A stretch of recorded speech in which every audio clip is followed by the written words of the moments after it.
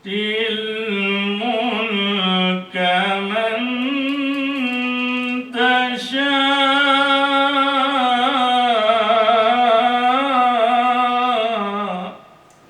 dan fungsi Kejaksaan Negeri Aceh Besar. Dapat kami laporkan kepada Bapak, selama kami bertugas di Kejaksaan Negeri Aceh Besar, ada beberapa perubahan dan peningkatan sarana dan prasarana berkaitan dengan tugas dan fungsi kami sebagai Kepala Kejaksaan Negeri Aceh Besar. Mungkin yang pertama bisa Bapak lihat dalam bentuk aula kami, Pak. Aula kami alhamdulillah bisa bertambah luas, Pak. Dulu masih sempit dan alhamdulillah sudah mulai agak estetikanya sudah mulai terbentuk, Pak.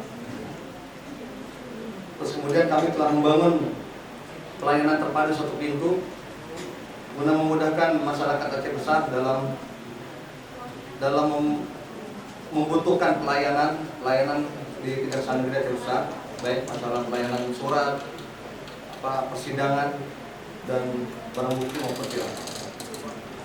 Kepada Bapak Kadati di Kabupaten Aceh Besar, tentu kedatangan Bapak pada hari yang berbahagia ini di Kota Janto, Pak, ini bisa sebuah kehormatan bagi kami dan bisa juga sebagai spirit semangat bagi kami untuk kebersamaan, karena Kota Janto ini, Pak, kota kabupaten yang sangat jarang dikunjungi oleh pejabat provinsi.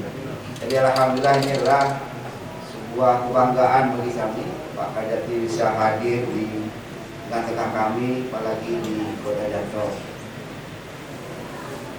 Yang kedua, bahwa kedatangan kami ini Bupati ini merupakan satu tugas selaku Kepala Kejaksaan Tinggi Aceh untuk melakukan kunjungan kerja khusus berkaitan evaluasi kinerja dan pengawasan mereka di jajaran Kejaksaan Negeri Janto ini.